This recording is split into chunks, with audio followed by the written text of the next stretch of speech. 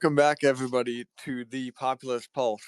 I am your host, Dino, in case you forgot. And I am joined by my co-host, Corpse, here. And it has been Hello. probably about 2 months since the last episode, which is why I say that. So we have a whole lot to cover because everything has been happening. And at some point, I do want to throw this in here, which is something that literally just happened today. Not that it matters a whole lot, but that India and Pakistan are trying to bomb the shit out of each other right now. Not that anybody cares about that, but it is something that's happening. I think what's gonna end up happening, India is probably gonna win because the past few conflicts with Pakistan, India has won, and if it comes down to like international support, then I do think Trump would back India because he has a very good relationship with Narendra Modi, who's the prime minister. Yeah. They're both kind of similar, where they're both right-wing nationalists that are accused of democratic backsliding. Not that I really care. But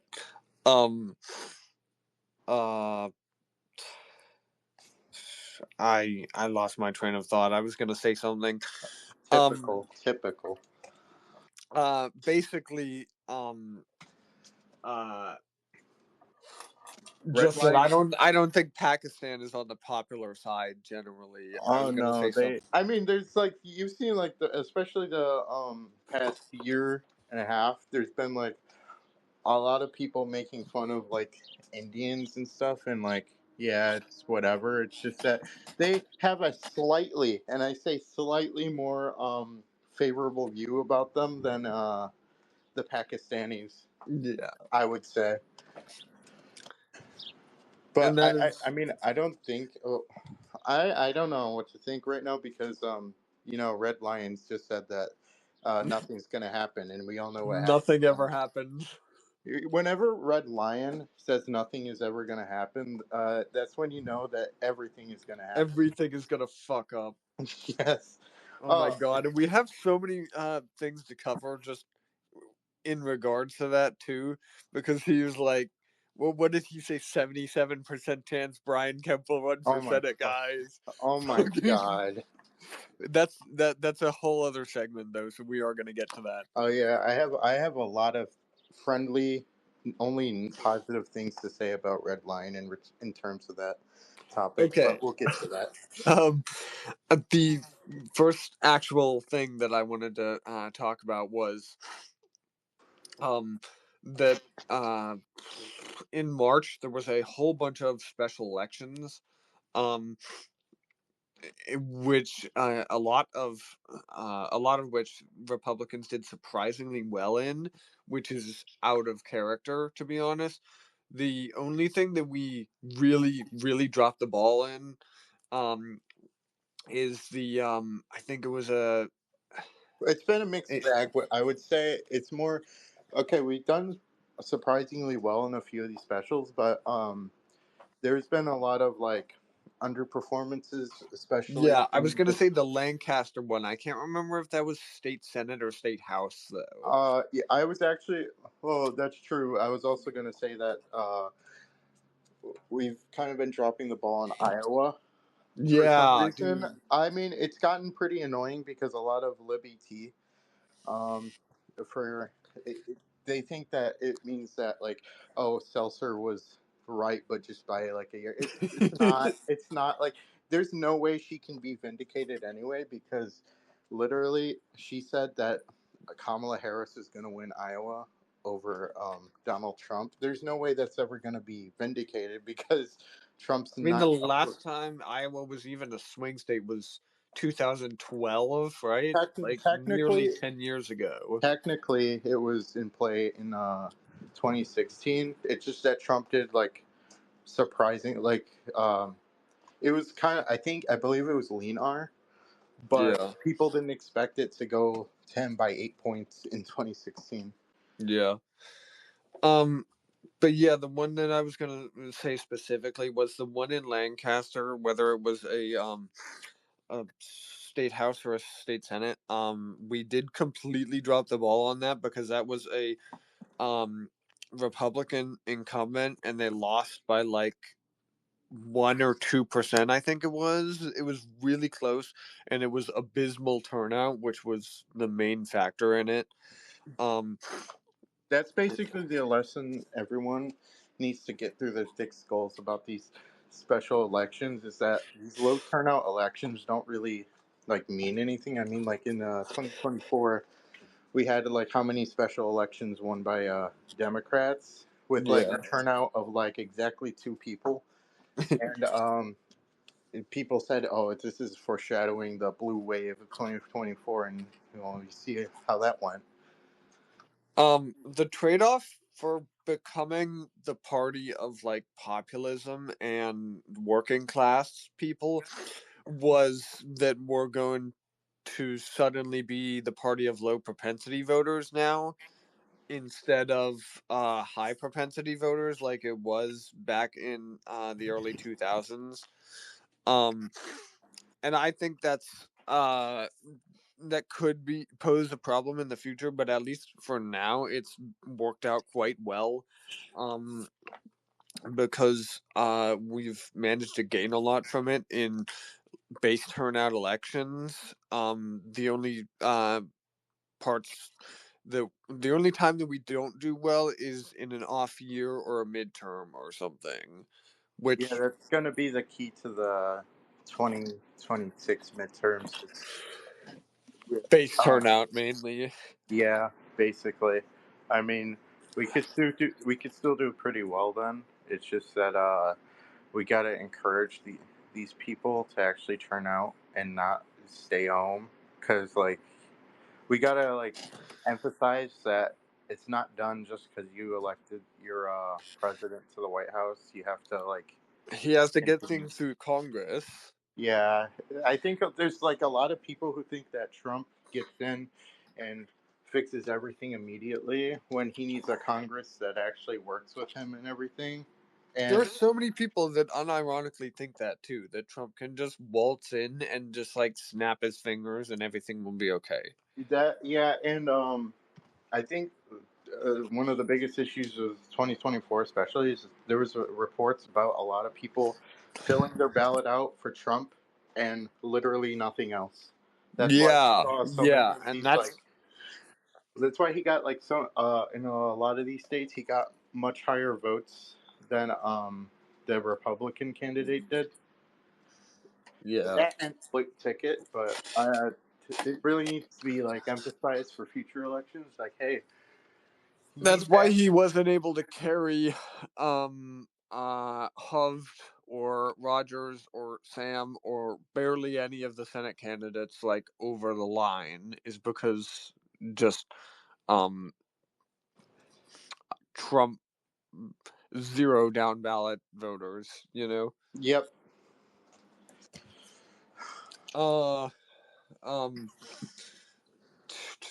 so yeah, there was a bunch of special elections. There was the Pennsylvania ones, which was Lancaster, and then there was um a state house election in like an inner city Pittsburgh district, which we actually did better than last time in, even though it was much worse turnout. There was a New York special election just recently, which was a council seat, and we actually held it when many people thought that it was going to be a flip for Democrats. So that was kind of like an overperformance. And there was the Minnesota State Senate. The guy that had to resign over whatever like accusations, his seat. A lot of people were expecting us to lose that too, but I'm hearing my voice echoing for some reason. Um, a lot of people thought that we were going to lose that one, but we actually didn't. We held it despite To still be clear, shifting like 6 points to the left. yeah, just to be clear, this congressman was accused of inappropriate things with a minor. So let's get that out of the way. And I mean, like when you have something like that, it could like help the other side with their like turnout. Well, But I mean, somehow we held it, to yeah, be honest. the state GOP made the right decision by immediately rebuking him and not trying to make excuses or anything. Yeah. Even with their like sort of like wonky majorities in the or like their composition in the Yeah. legislative chambers. Which I don't. I think there's like a power sharing agreement right now. Oh, with yeah, there's a basically the Because Republicans had a technical majority in the House, or no, the state Senate for a little while. something. No, I believe the House Speaker of Minnesota right now is a Republican, Oh, even that though was it. yeah, even though there's a Democrat majority. That's because I think it was either someone who died or like resigned or something like that, or wasn't able to be seated, and the GOP went forward with like state business, and basically by the time that the new Democrat was sworn in, um, they already seated the like Republican speaker. So and they weren't gonna like say, hey, I'm gonna give up my speakership because of this technicality. But yeah, that's basically what happened over in Minnesota. Yeah. Um, and the really surprising thing, this might have been like late February, I think, was that Connecticut special election, which nobody was expecting us to hold that seat, but we somehow did. Um, which is surprising, just given Connecticut in general. Oh, Um, speaking of elections, this is going to be a little brief, but there's been new DNS registrations that just like were revealed a little bit ago today. One of them is one of them says Casey DeSantis for governor oh in yeah, I'm not Florida, surprised. and I still think I think Byron will probably win that Yeah, when like the actual campaign goes on. And more interestingly, because we are expected a Casey DeSantis to probably run to like basically make their like little political dynasty or whatever. And uh, the other one was Kamala Harris for California governor. wait, actually, Yes. So it it, could be fake because that's happened before. it could be, but I'm just saying like it's not like impossible that she runs for governor. I mean, it's much more guaranteed. Like I would love to for Vance to run against her because that would be pretty funny if That would be she the lost. matchup that I kind of wanted, to Yes, be honest. because I mean she'd probably lose. I mean, not a lot of people Vance like might her win New Hampshire if except that happens. not a lot of people like her except for those K Hive degenerates. Um, and I mean, it's much more guaranteed. Like, well, if she runs, she's gonna clear the primary field, and Right. she's gonna like be there for like 8 years if she wants to be. Um, so it's a much safer career option for her. I was just like, I thought I'd let you know that there's a few websites saying Kamala Harris for governor. Interesting.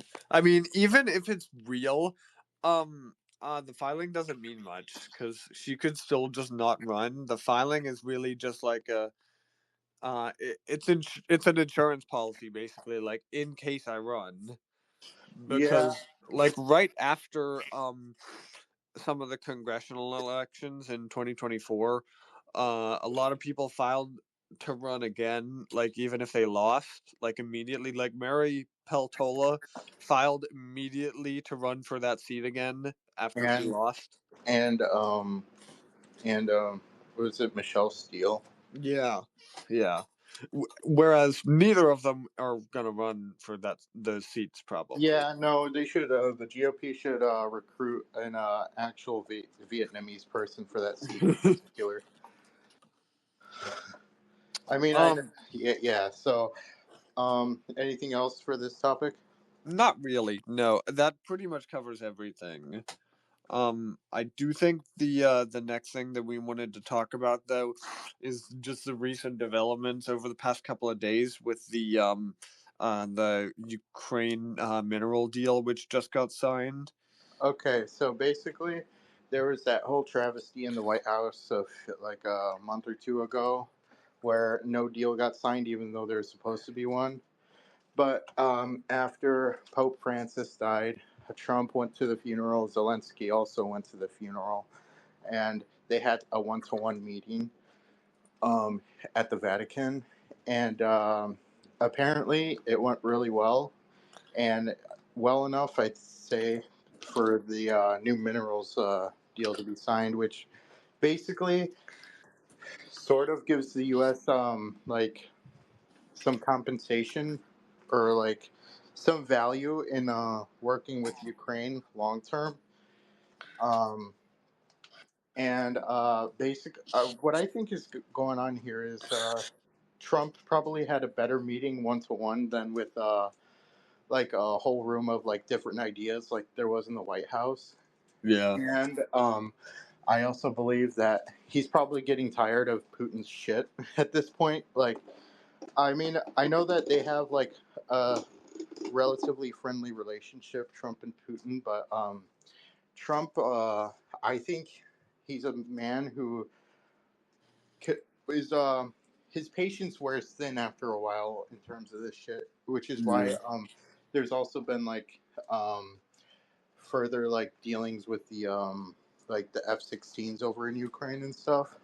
So I say, as long as it's like as it gets this war over with and that it benefits the United States in some way, then I'm not opposed to Trump like actually working with Ukraine. Whereas I believe Marjorie Taylor Greene over in Georgia was basically, I mean, I get the viewpoint that Ukraine has been taking advantage of our For years. yes, but at the same time, um, it's not going to work just by like.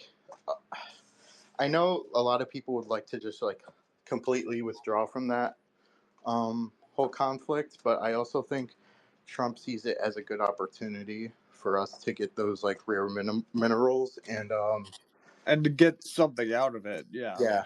So we're not just like left with like absolutely nothing, and then if like Ukraine falls, then it will. It would have affected his popularity. I don't know how much it would have, but it probably would. But if he gets the war done with like peacefully, then I do think that his approvals would actually go up over that. Yeah. So yeah, that's basically it with Ukraine. It's still developing, but we're on the right track.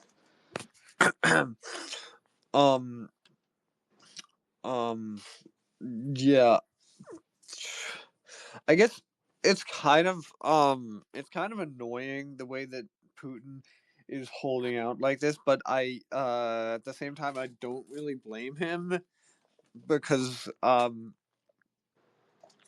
because he's still, same thing. He's trying to get something out of it. He's trying to get something for his country to come back with. Um but at the end of the day, it's like he's at least they're gonna cede some of these territories back to Russia. I So believe the U.S. deal basically says you have to recognize some like the Russia Donbass territories and Crimea, which would be pretty big because I believe that's been disputed. Like, for decades, yeah. yeah. So Um, I think but that's I yeah I think I that think he got everything out of it that he needs. So it's like, what the fuck are you doing at this point? To be I honest, think he's just a very I think he's similar to Trump where he's a very stubborn man in terms of right? that. So and I get that, but still it's at this point, it's basically Putin's who's kind of getting in the way of progress. And this is not me endorsing the idea of like regime change, which is like terrible idea. Neocons have always have terrible ideas in terms of foreign policy, Right. but I will say that Putin's kind of not doing anything. So Trump's gonna get less and less patient with him. So we'll see how that goes. Yeah. Um, it's a roadblock right now for sure. Something alleged story that came out today also was that apparently Trump had no idea that he paused Ukraine aid in February, which I kind of call bullshit. Um, but they're saying that after the whole Zelensky White House meeting debacle, when he had the aid to Ukraine paused, the story basically says that Trump had no knowledge of that, and that was all Hegseth doing that. Um, Even so, I mean, um, while that's probably not true, it was a good thing in the end. So I don't really see a problem with it. I mean, if Hegseth actually is that much more competent than Trump, then uh, we have a bigger problem on our hands. But I don't think that's the case. Yeah, I just think it's all like part of their ultimate strategy to like basically get both of these people to the table, like Yeah, both of these nations to the table to fucking end this. right. Okay. But that was all that you were gonna say pretty much for that, right? Yeah. All right. Oh yeah. A couple of months ago there was the CR, the continuing resolution, which was passed. Which had, I don't know what was in it. I know there was some there might have been tax cuts in it. I don't think there was like the no tax on tips thing, because that's all coming with the reconciliation bill, which is still in progress right now. Hmm. But there was a lot of good stuff. It's mainly money to immigration enforcement in the CR. Um, and obviously that is what funds the government by a certain deadline. So after that deadline, the government will shut down for a period if the CR is not passed and like they don't agree on it. So this kind of forced the Democrats' hand in a way. So much so to the point that some of them, most notably Chuck Schumer, had to vote for the Republican CR in order to keep the government open, which started basically a whole Democrat civil war. And since then, people have been saying that AOC needs to primary Chuck Schumer. I mean, Um, yeah, she would probably win that. I mean, New York is by no means a toss-up state yet, and right. she's relatively popular over there. She would win that probably. I mean, it depends on how much is spent and the types of campaigns. Um, I do think that Trump basically gave a point like it was basically a suicide thing, no matter what. Like if he voted against it, then he would have he would have like been like labeled as the cause of the government shutdown. If he Oh, hang on a if minute. Okay, just wrap up what you were saying. and if he did vote for it, then well, he did vote for it. Then Democrats would be like, "Oh, you worked with Trump. You're evil. You're just as bad as him. You're ineffective." Stuff like that. Yeah. I think what I was about to say was just that I think um she'd clear the primary pretty easily. She'd be pretty popular with New York Democrats, but uh I think she would I think she would at least semi underperform in the general election. Um, because although there are like AOC Trump voters, like that's a thing. There's also the Jewish Democrats. Yeah, I Uh, don't and think. they and they are like probably the one. They're like the one population in New York who absolutely love Chuck Schumer. Yeah, I mean, even in 2016 when I believe that was I believe that was Chuck Schumer's first. I believe he was up for election that year, and he actually carried like a lot of counties, if I'm recalling correctly. Hold on, let me check. 2016. regardless, though, I honestly don't think the AOC primary Schumer outcome is likely.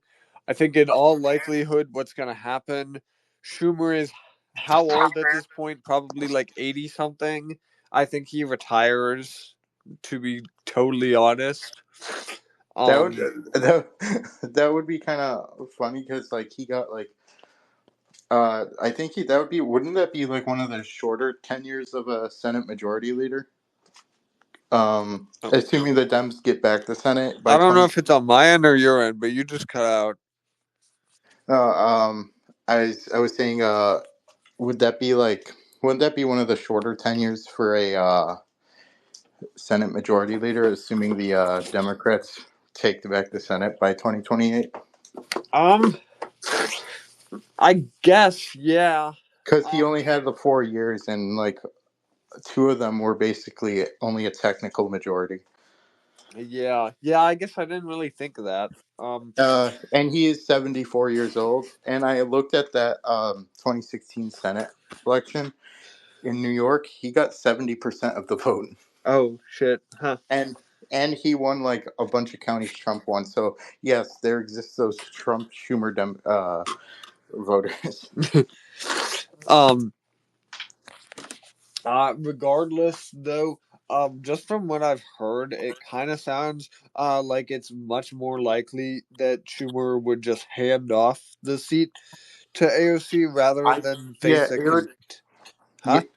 Yeah, by 2028, I think it would ultimately depend on like what the mood is. If it's like, if he sees like he's like tanking in the polls and all that, then he'd probably just retire rather than be humiliated by AOC. Yeah. Fucking see of all people too.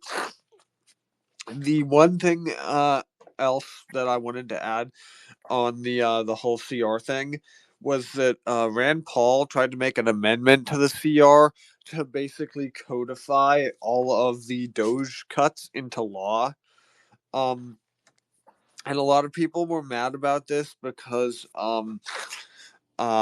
good senators actually, like a lot of good senators actually voted against this. Um, But Rand Paul's amendment here was kind of stupid because then they would have had to start all over from the beginning and we would have had a government shutdown. So I was kind of against that amendment. Although, like, Yes, I agree with all the Doge cuts, it would have started the whole process over very late in the game and it was not strategically planned out, I don't think. yeah, I believe a bunch of Republican, like a bunch of the um more populistic Republicans, when they voted against it, they explained that's why they voted against it. Right, yeah. Um, that pretty much covers that, I think. Okay, now we're on to the economy, which it's sort of a mixed bag. Inflation is down. Job numbers have actually like they overperformed expectations the past And two like months. they haven't been revised down 3 times. Yes, like people didn't expect that many to be added, and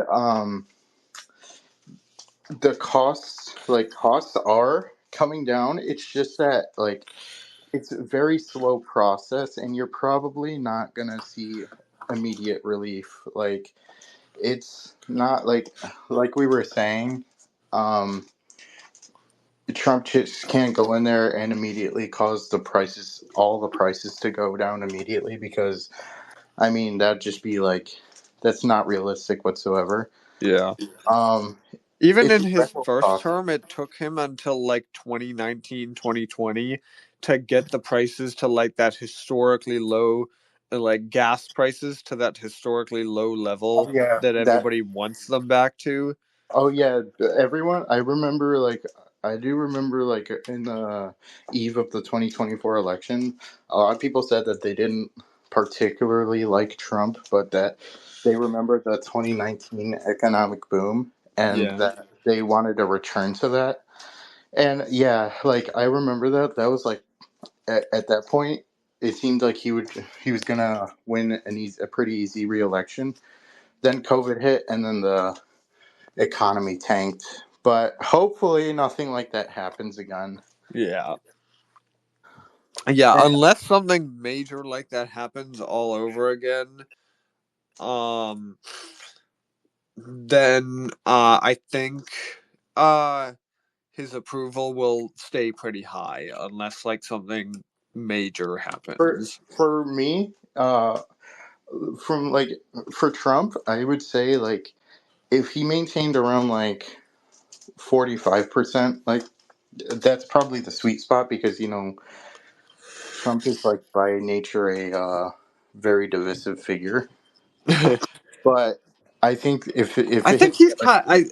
I would partially disagree with that because I feel like at this point in the game, like especially after 2024, where you saw like all these different groups, like Hispanics, and like all these minority groups that he brought together, I feel like at this point he's become kind of cool. Like I don't think that he's as divisive as he was in 2016, yeah, or he's more. 2020 for that I would matter. say he's more mainstream than anything else now. Like it's no longer he's no longer like that big of a pariah. Yeah. I mean, even like with the inauguration, there wasn't that many like protests or anything. Right. And overall, uh, he is trying to get like he's trying to like um get the economy rolling again. There's actually a trade deal being signed between the U.S. and the U.K. next week, and overall, I do like that he's trying. It's just that you know, for a lot of people, they probably expected like some sort of immediate relief, but it's just like that's just the nature of how economic policy works. Right. Yeah. It's a very uh complicated thing that's gonna take time, but I think um by this time next year we'll at least see like adequate um relief. Like not quite like where it needs to be yet, but I think we'll see like a huge improvement by this time next year. Yeah. So, anything else to add to that? Not really, no. Um the other, well, there was one thing I wanted to add to that, which is that the stock took a pretty big hit a couple of weeks ago with the whole tariff thing, like the liberation thing, but it actually closed above 40,000, I think, a It couple was of days ago, and it's been climbing up ever since. So it's actually like progressively getting better as the yeah, days go on. it was a stock market crash, but obviously it was nothing to the extent of like uh economic depression or like Right. it was like a brief stock market crash.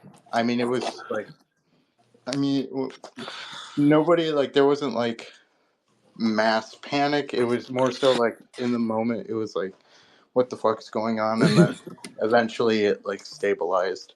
Yeah. Um but I think that pretty much covers all of like the economy stuff. It's just it takes time. Yeah. Okay, Um now you moving on to the the next topic. yeah. Um the next thing that I was going to talk about was that the Supreme Court is supposed to hear a case on Trump's birthright citizenship executive order sometime this month. I believe it is the 15th. So that's next Thursday. They're expected to hear arguments on that. Um, for anybody that needs a little background on what happened, is that basically Trump issued an executive order saying that um, uh, basically illegal immigrants uh, can't have a baby on U.S. soil and call it a U.S. citizen, and like birthright citizenship for illegal immigrants only. Um,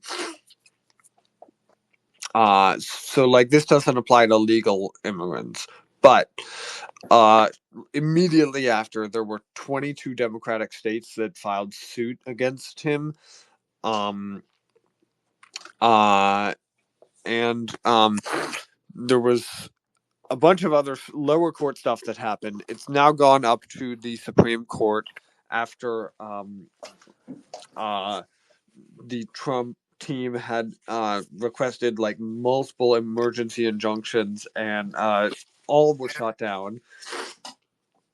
So it is now going to be um, they're going to hear arguments on the 15th. And I think what the Trump team is probably going to do is they're going to argue what the definition of jurisdiction is in, I think it's the 14th Amendment, um, and how that it doesn't apply to non-citizen parents. So like it wouldn't apply to illegal immigrants, and that's basically what they're going to argue once they get to court. So I don't really know how the um the opposition is going to respond to that. But my prediction, at least for now, is that it's going to be like a 6-3 ruling against him, maybe a 5-4, maybe like if we're really lucky. But I don't think that this is an issue that the Supreme Court's really on our side for, especially seeing as Amy Coney Barrett sided with the liberal justices on the whole what was it, the barbed wire thing, and she's just been very wishy-washy on Over, immigration stuff. yeah, overall, we have like the Supreme Court has a conservative majority, but it's also probably the most one of the most wishy washy conservative majorities um, to ever be there. I mean, like, I do wonder if we'll get like replacements like soon, like within the next few years, because um, Thomas and Alito, I believe, are both pretty old. So I wonder, but we would have to find like, Those are the two best ones there. That's the thing. Like, I wish yeah, we could get rid of the two new ones that we just got, Kavanaugh and ACB. I really, really wish that we could get rid of those two. yeah. I Rare mean, time where a Bush appointee was good. Like that was Bush, right? yeah, I believe Alito was.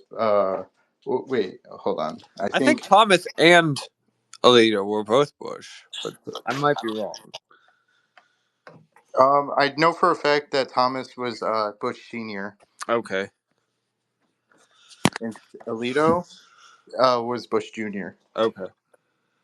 So yeah, I mean that is kind of funny that the Bush appointees are like the better ones, and the Trump appointees are like really wishy washy. Except Gorsh, he's pretty Oh, good. Gorsuch. Yeah, he's pretty good. That was his first nominee too. So Yeah. Um. No, but what were you saying before that, though? about what exactly? I forget. I forget too. Okay. Okay. I mean, if you have anything else to add, or else, or I we can didn't move on. really. That was pretty much.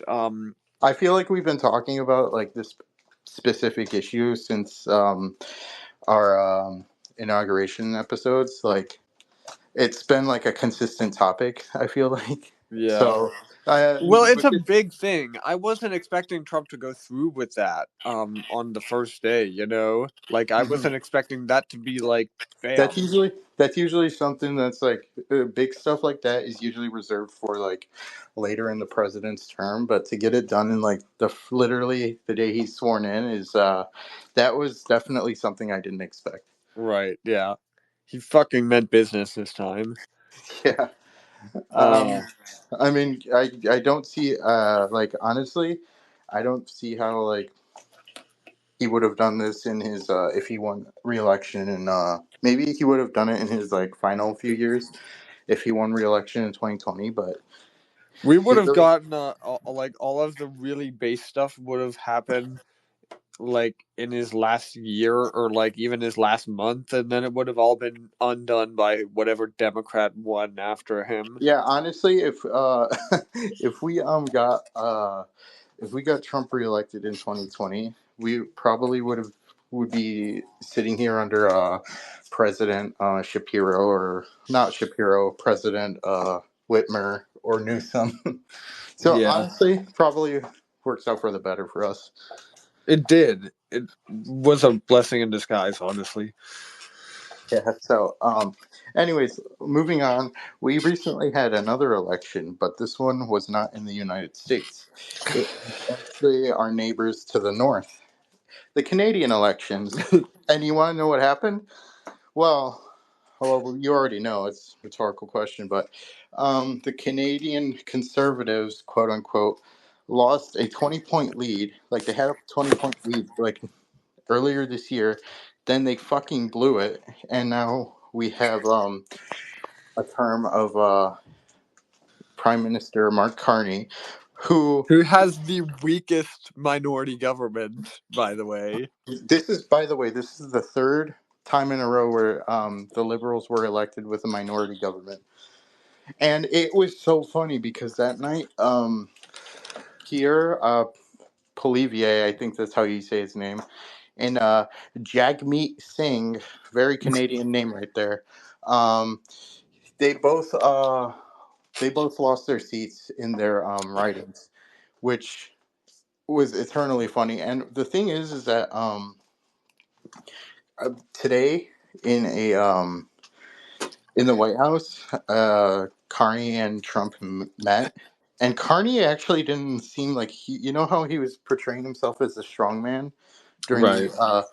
election campaign, and now he's like He was saying terrified. now he's saying that both he and Trump are transformational leaders, and that they're both doing stuff which is best for their country. After like how many weeks, months, even of him saying how he would never back down to Trump and all that, and how he would be tough to him, it was pretty funny.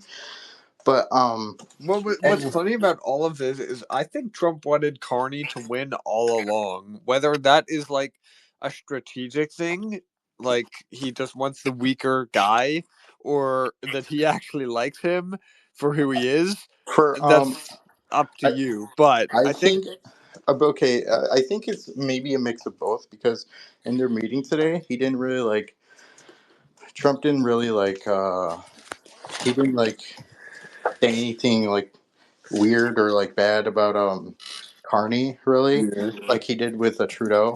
He basically I think he might like him just because he's like also sort of a businessman because before he was prime minister, he was I think the governor of the Bank of Canada, something like that. And so like they're both sort of like business like oriented politicians.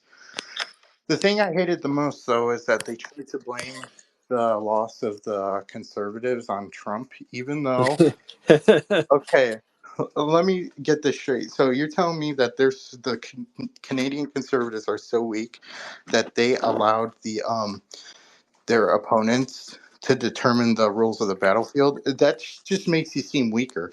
Yeah. Like, I mean, it's like so funny that they blew a lead like that. I mean, this is on Polivier. He ran one of the weakest general election campaigns I've ever seen, whereas Carney ran a pretty strong one. He actually He had policy.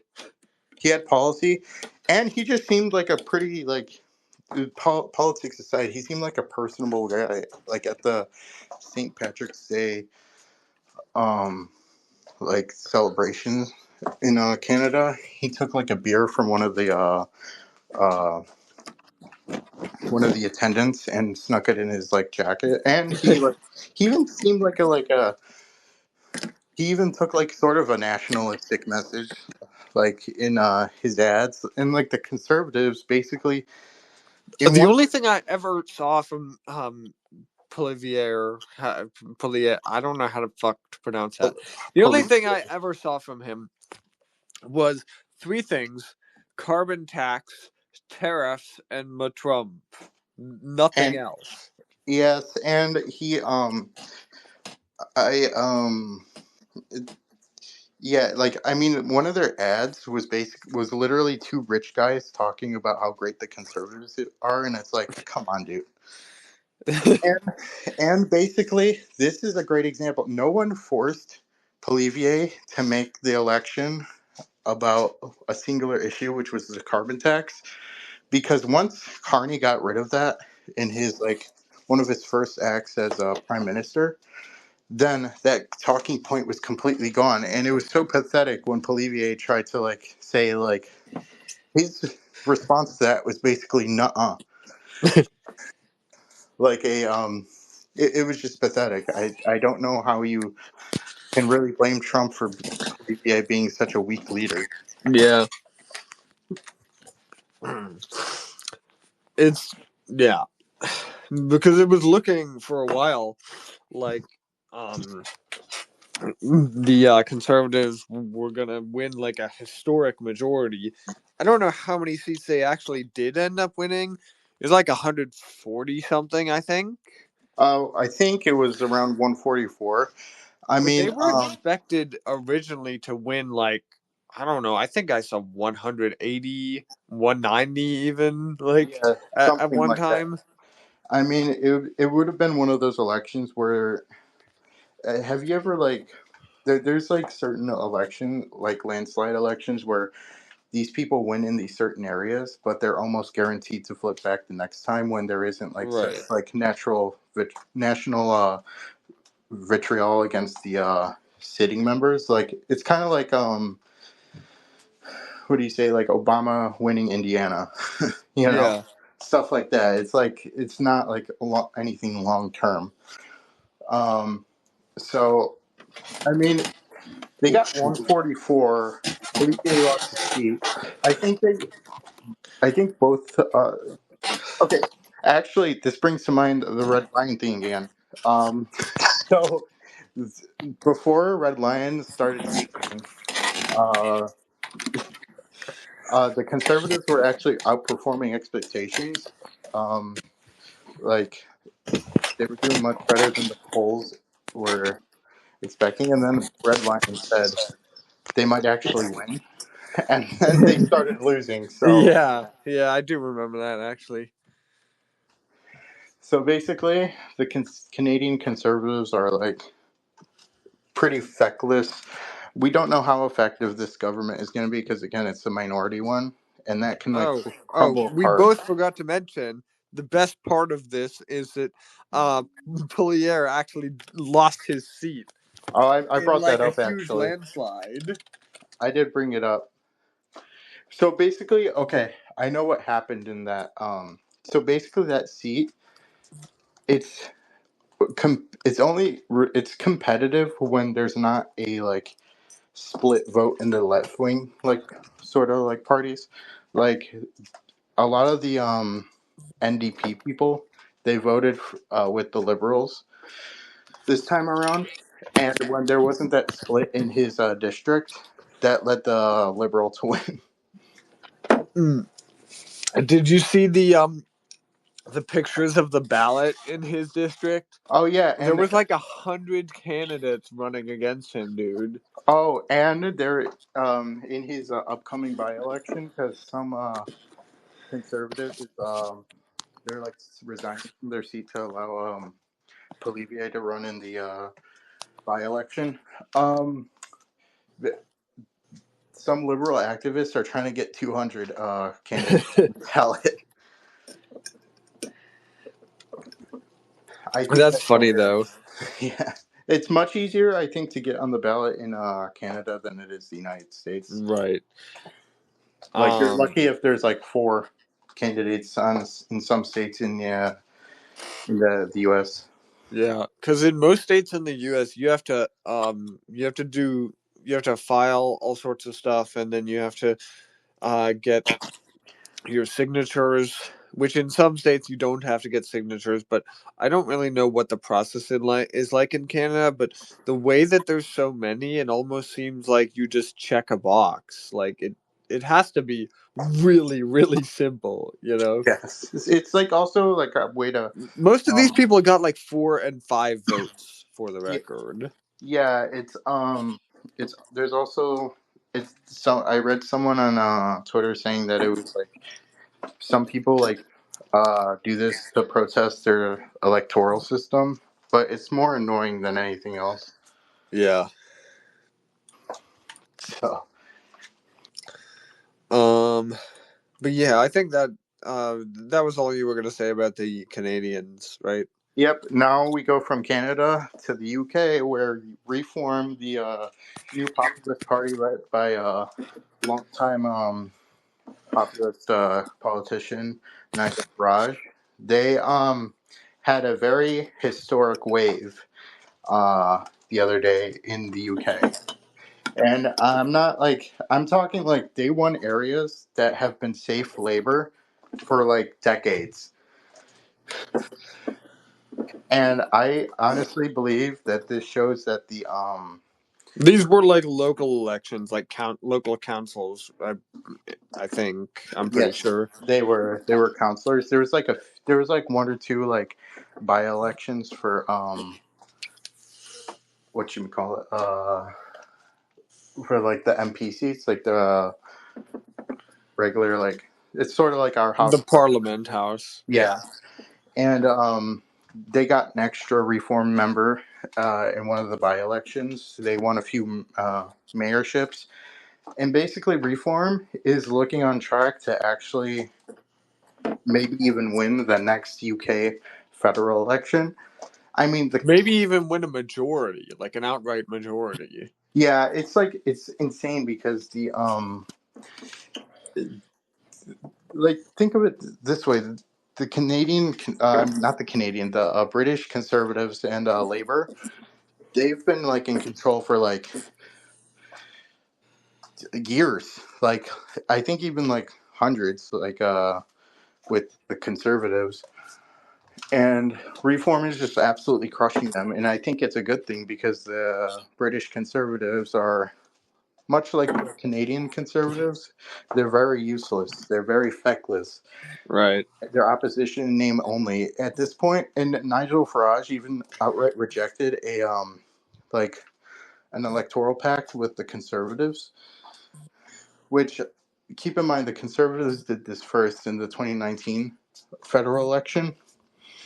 They Nigel Farage was in that election as well, and he said like let's make a pact and stuff, and Boris Johnson rejected it. Mm. And this time Nigel Farage is rejecting it because I think he sees that there's like a real craving for change and Yeah. support for reform, and it just shows that their gains in the 2024 British federal election, it wasn't a fluke. Yeah. Um. And uh the crazy thing is, in some of these, well, actually, I think in overall, like, um, I don't know if it was overall, but at least in like most of the ones that I've seen, it looks like conservatives fell in like third and sometimes even fourth place in some of these local elections. Like I saw one where the Reform candidate won to a Labor candidate with a Green Party candidate in third and the Conservative in fourth. Just Oh yeah, absolutely embarrassing for a party that's been around for centuries. You know. Yeah, it's Nigel Farage said in his post election speech that the conservatives are done and that they're not like coming back from this. I mean, I'm usually not one to make like such like brash statements like that, but it might actually be the case here because conservatives are just losing ground constantly, and I see so many people saying I used to be a lifelong like conservative voter, but now I'm moving over to reform because they're actually because they say like when you vote reform you get reform. Yeah.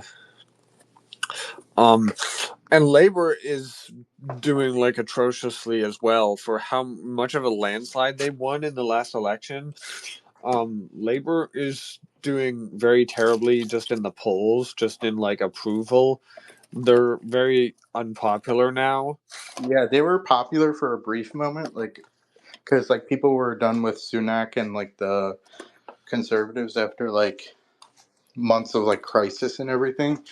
But like he really quickly lost his popularity. I think the same might end up happening to Carney in Canada, but yeah, in UK, I was thinking that Labour would probably win at least two terms, but I think that Reform might win the next general election if we're going to be honest. When even is the next one? It 2029, has I to be, think. yeah, it has to be by 2029, like on a certain date before. It's like at some point in 2029 they have to hold a federal election, Yeah. and there's petition going around for a snap election. I don't think that's going to happen because they're in such labor is in such a bad shape that if he did that, then he would like almost certainly lose his premiership stuff. Yeah. And also, they have so many seats already that they have no reason to really have a snap election either. Like they'd just be throwing at this point. Oh yeah, they do have a lot of these seats. It's just that I expect like when there's going to be like over the next few years there's going to be like by elections and all that, and if I believe that Reform will probably win some of them. Um, I just think that it's pretty funny that he went from having a pretty positive approval rating to just like tanking. Yeah.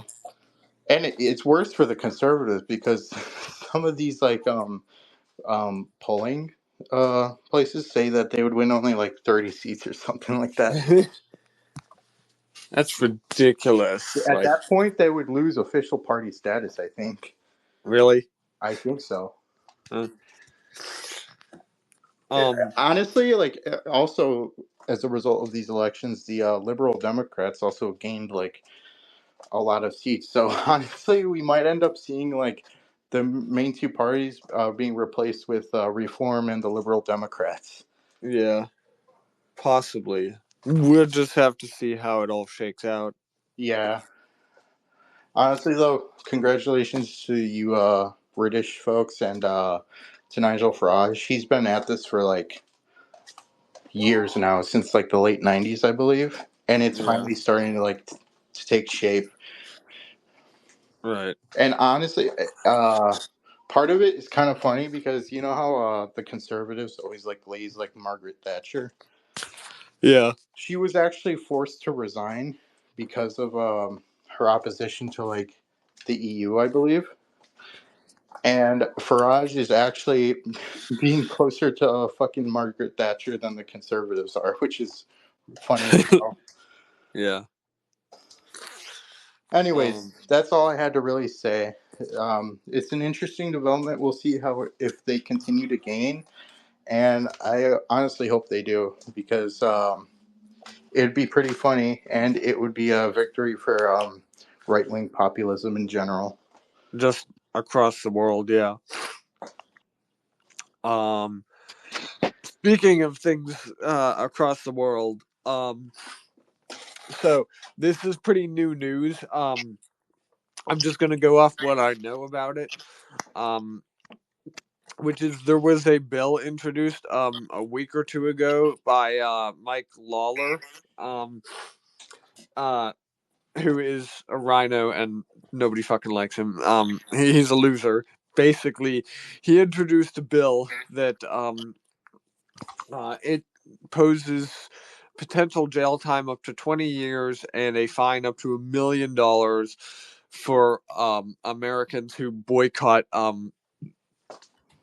Israeli or Israel owned companies or businesses or stuff like that.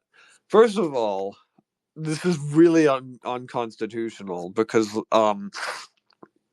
boycotting is generally just a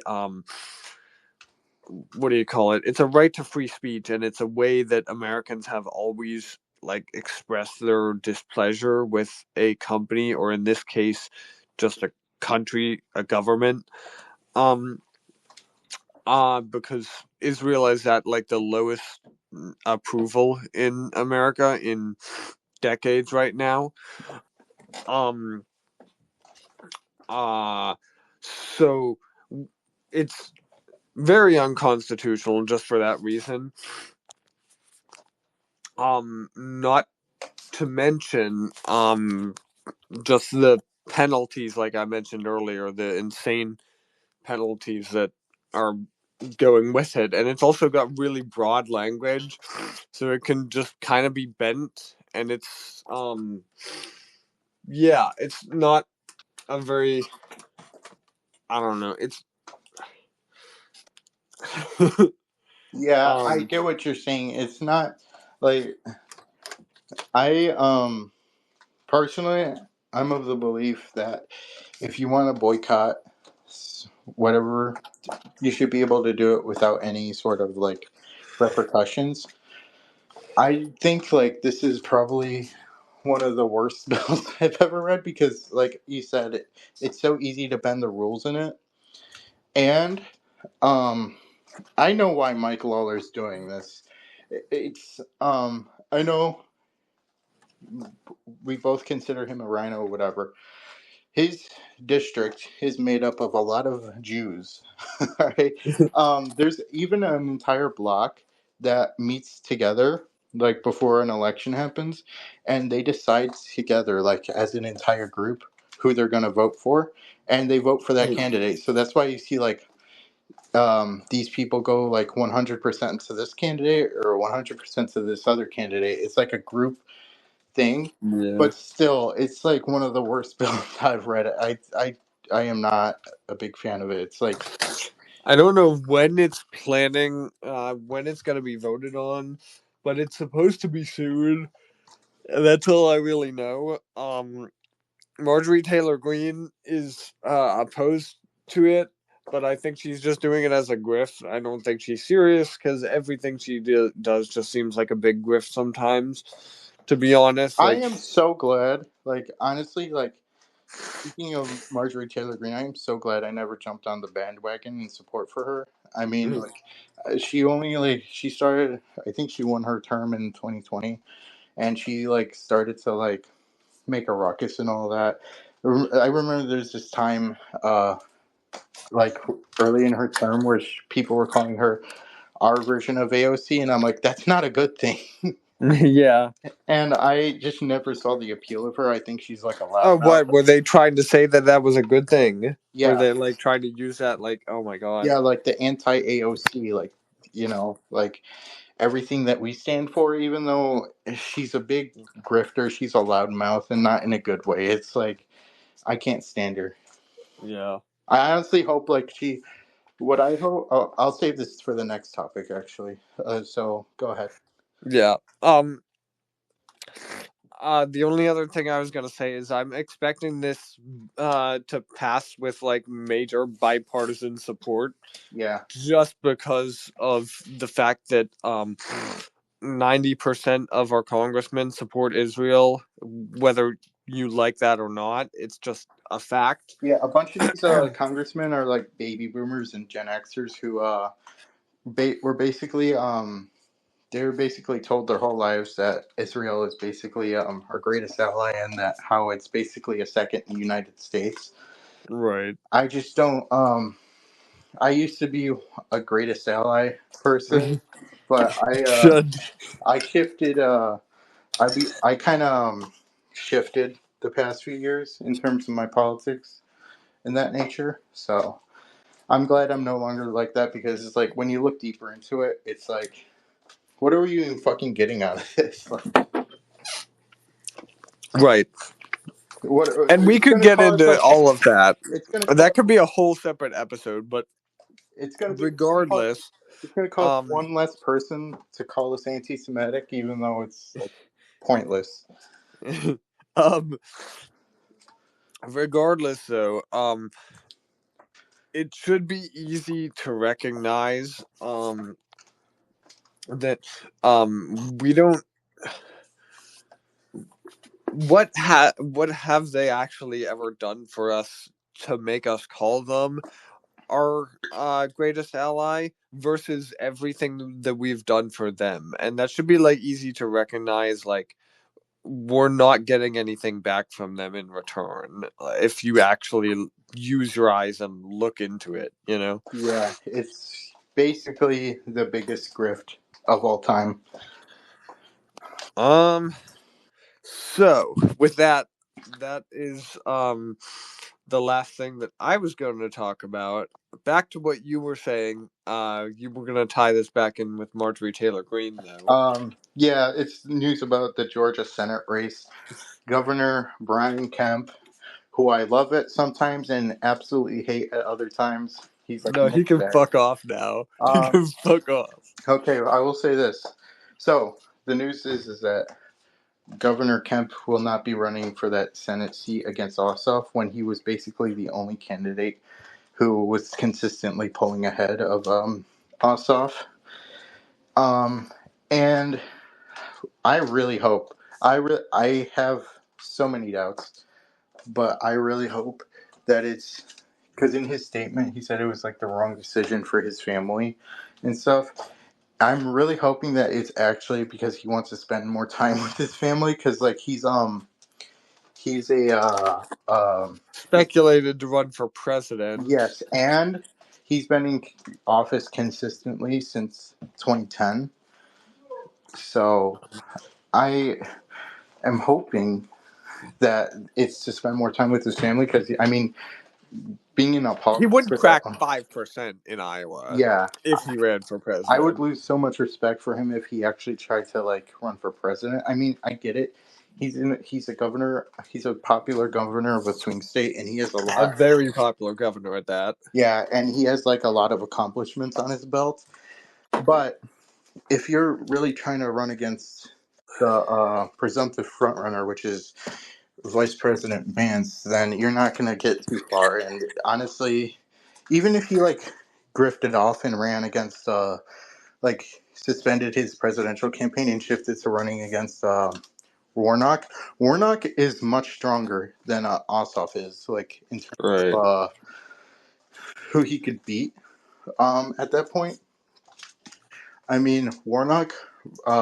I will say this: I've seen arguments by some people on ET where they say, like, Warnock won just by luck, to be honest, because we picked two really bad oh candidates to yeah, run against the him. appointee, Kelly Loeffler, she was pretty bad. But I will say this: Leffler. Yeah, she sucked. Warnock he's pretty he's he kind of represents the state well in that he's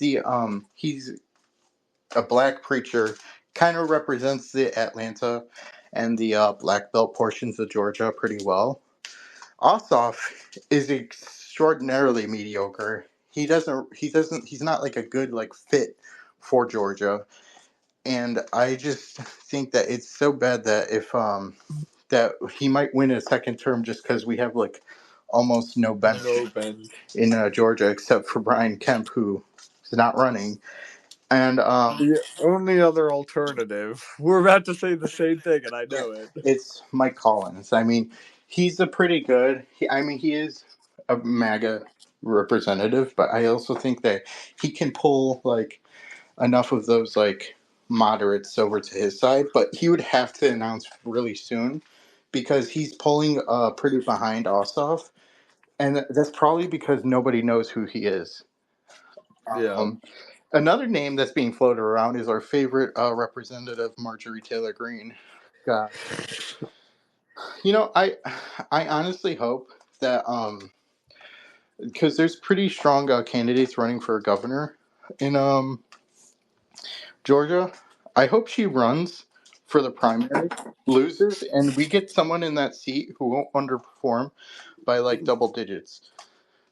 Because she has Runs consistent, for Senate? Is that what you said? or the primary for governor, because there's Oh, stronger okay. candidates for governor. Like there's I Chris, see what you're saying, yeah. yeah, Chris Carr. He's much more Carr like also sucks, he though. sucks, but he's also more liked by Georgians, I think, than um a Green. I think Chris Carr is basically the continuation of Brian I mean, Kemp. that's literally what he said in his campaign website. He says he to continue Brian Kemp's legacy, which I mean, take that for what you will.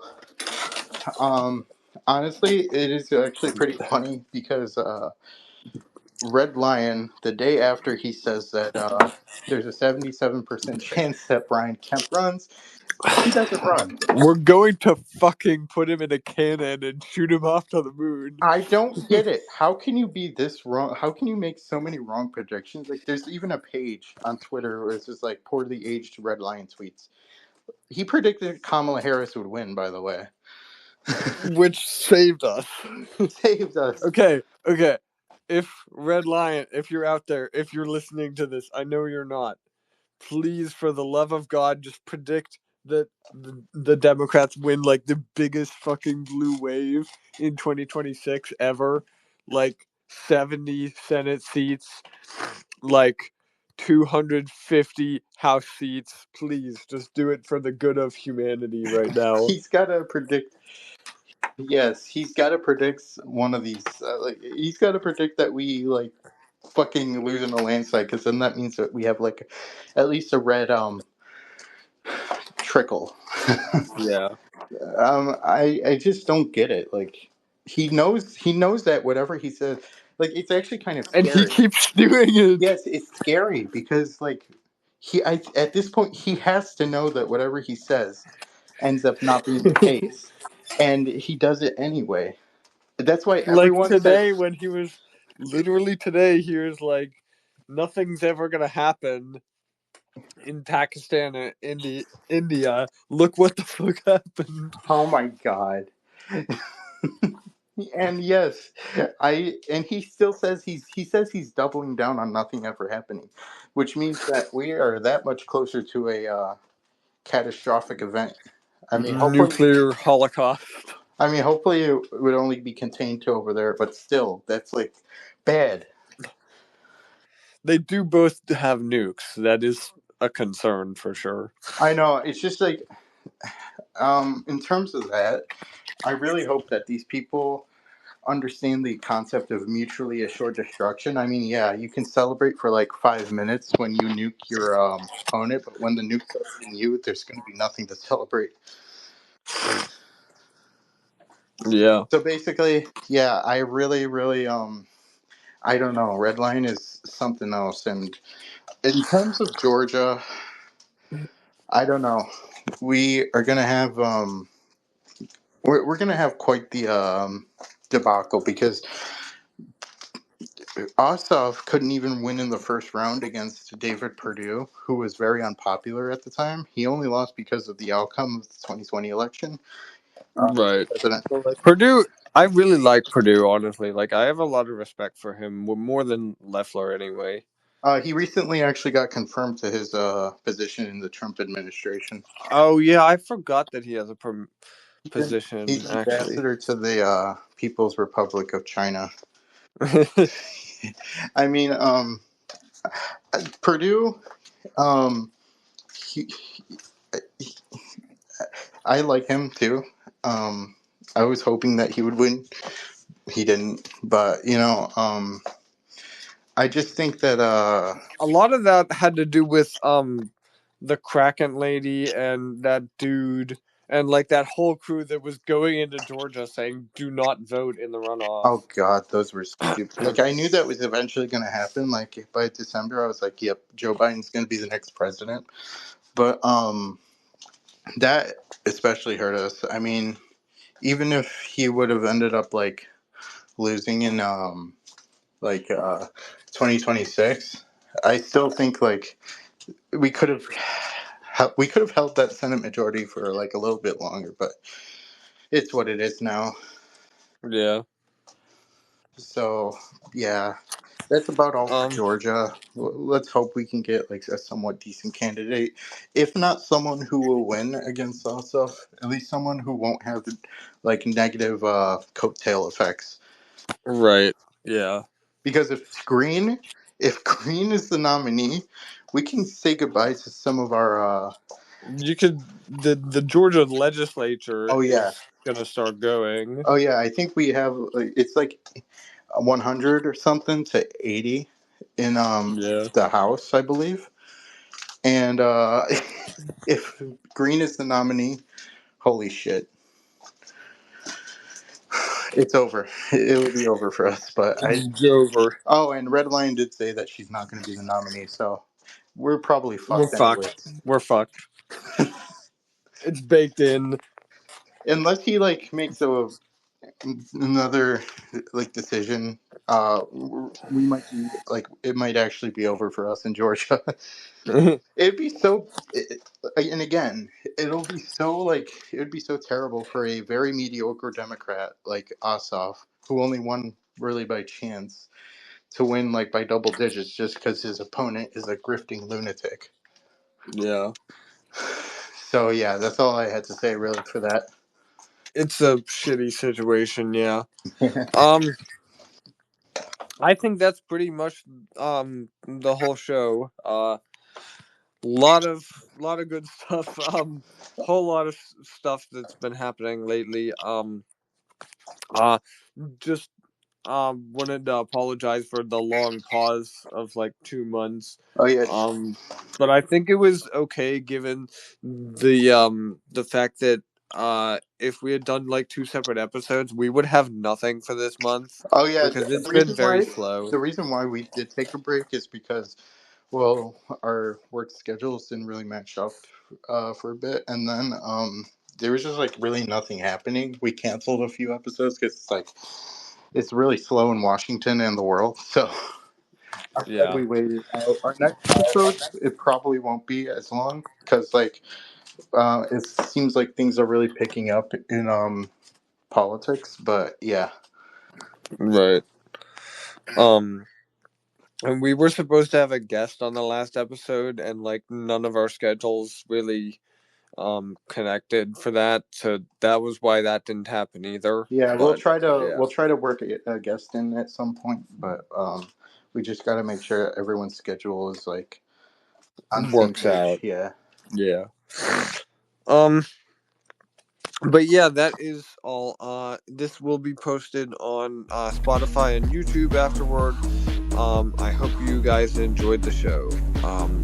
Be sure to subscribe and follow if you did. All right. All right. See you guys.